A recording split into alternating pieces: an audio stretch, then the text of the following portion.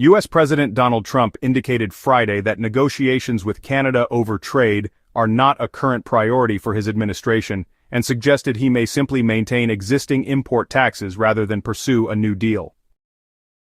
"We haven't really had a lot of luck with Canada," Trump told reporters Friday morning. "I think Canada could be one where they'll just pay tariffs, not really a negotiation," he added. "We don't have a deal with Canada, we haven't been focused on that."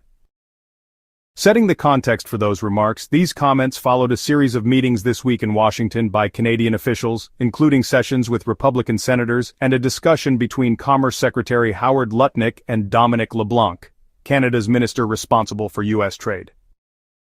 Echoing that cautious tone from Ottawa, Prime Minister Mark Carney recently tempered expectations for an agreement by the U.S. deadline of August 1st, emphasizing that Canada won't sign a bad agreement just to get one done. Canada currently benefits from tariff exemptions on most exports, such as energy products and fertilizers, under the U.S.-Mexico-Canada Agreement, or USMCA. Even so, tensions remain high because President Trump has imposed steep duties on Canadian steel, aluminum, and autos, prompting Carney's team to seek reductions or eliminations of those levies. "I think it is clear that the U.S. is focused on some of the larger deals it would like to get done, for example the EU and India," said David Adams, Chief Executive Officer of Global Automakers of Canada, which represents Toyota Motor Corporation, Honda Motor Company, and other manufacturers. Adams criticized the administration's recent arrangements with Japan and the United Kingdom, warning they would give an advantage to cars and trucks assembled in those countries versus certain Canadian or Mexican-made vehicles. "It is somewhat unconscionable that the UK and Japan would have lower tariff rates applied to them than the U.S. Free Trade Agreement partners, whose vehicles have at least 50% U.S. content in them," he said in an email. The United States and Canada maintain one of the world's largest bilateral trading relationships. Last year, the United States imported roughly $477 billion of goods and services from Canada and exported about $441 billion to its neighbor. Now, a report has emerged that confirms expert analysts' warnings about the adverse impact of tariffs on the U.S. industry. U.S. timber producer Weyerhaeuser is warning that looming tariffs on Canadian lumber imports could exacerbate an already challenging market environment, as the company reports a 50% decline in second-quarter profit. In March, President Donald Trump announced plans to impose a 25% tariff on softwood lumber imports from Canada, a levy that could rise to 40% when combined with existing duties. Weyerhaeuser flagged these potential import taxes in its regulatory filings, cautioning that higher tariffs would drive up both finished goods and raw material costs. The tariff debate has already begun to dampen builder sentiment, with some homebuilders postponing new projects amid uncertainty over future lumber prices. The housing market has shown fresh signs of strain. In May, sales of new single-family homes in the U.S. plunged by their largest margin in nearly 3 years, as persistently high mortgage rates and broader economic unease squeezed buyer demand. This slowdown sent the inventory of unsold new homes soaring to levels not seen since late 2007, further pressuring timber and building product suppliers. Against this backdrop, Weyerhaeuser's net sales for Q2 fell 3% year-over-year to $1.88 billion. The Seattle-based company, which owns or manages roughly 10.5 million acres of U.S. timberland across the West, South, and Northeast, reported an adjusted profit of $87 million, 12 cents per share, down from $173 million, 24 cents a year earlier. Despite the sharp drop, Weyerhaeuser narrowly exceeded analyst expectations of 11 cents per share. Weyerhaeuser projects that its adjusted third-quarter profit will be about $60 million lower than the Q2 result, reflecting ongoing softness in domestic lumber demand and the looming impact of cross-border tariffs. In after-hours trading following the earnings release, the company's shares ticked up slightly as investors weighed the mixed signals, better-than-expected sales figures against shrinking margins and escalating cost risks. Should the U.S. proceed with the full 40% levy on Canadian lumber, domestic producers like Weyerhaeuser could initially benefit from reduced competition, but higher input costs may quickly erode those gains. Homebuilders, already grappling with tight affordability, could face further price shocks, potentially delaying construction starts and slowing the broader economic recovery in the housing sector.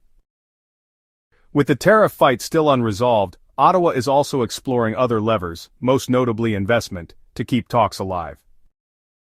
Canada's cabinet minister in charge of United States trade discussions is pointing to the vast resources of the country's pension plans as a potential bargaining chip in talks with the Trump administration. In a strategic shift from tariff talk to capital flows, Dominic LeBlanc, who is leading the delegation in Washington, emphasized that Canada's pension assets already represent a formidable presence south of the border, and, could expand even further. When pressed about whether President Trump might demand a formal commitment to increase Canadian investment in the United States, LeBlanc replied, "If they're looking for countries that invest massively in the United States, that's great news for Canada." He went on to note that our pension funds alone have over $1 trillion of investment in the United States. That can potentially grow by $100 billion or more a year, and that's just the big 9 Canadian pension funds.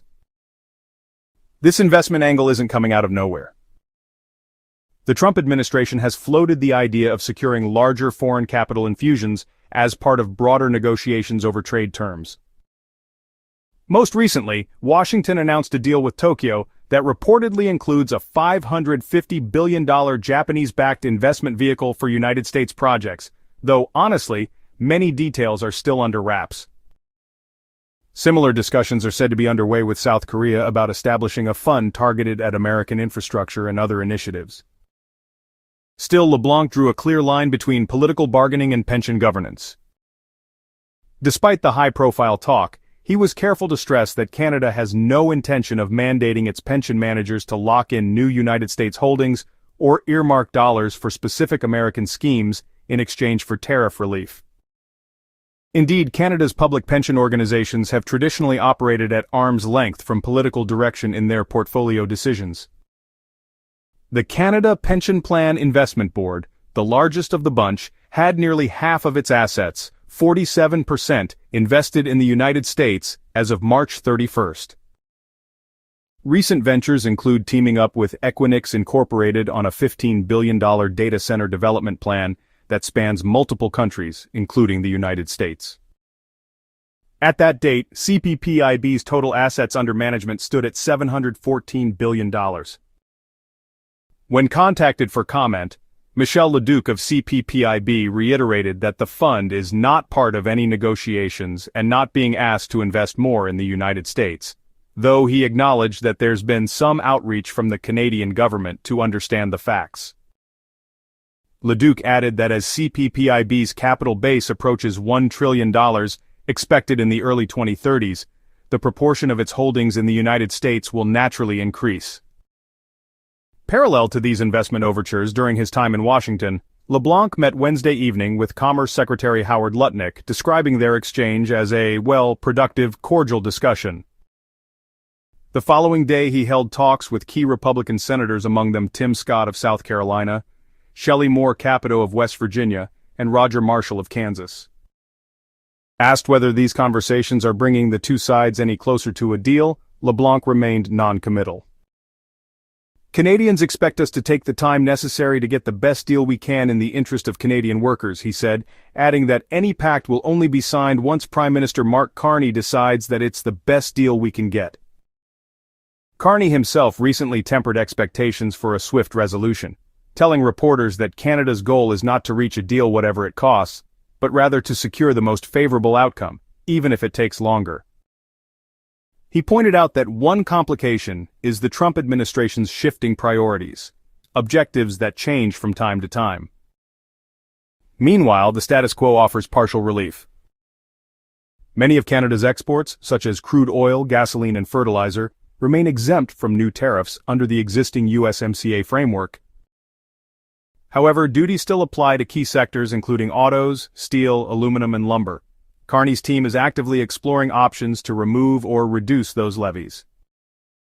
Canada's ambassador to the United States, Kirsten Hillman, noted that American officials have observed Canada's recent measures to restrict foreign steel imports, particularly from China. There is a time when the deal is the right deal, and it's important for us to be in a position to continue negotiating till we get to that point, she said. Some of the measures that we're taking, including in steel last week, are designed to help us have the route that we need to get where we need to go. Thank you for watching. As an independent channel, we don't have corporate backing. We rely on your support to keep going. If you found this video valuable, please give it a thumbs up and leave a comment below. It really helps more people find our work. Thank you so much for being part of our community. Check out the next video on your screen. We picked it just for you.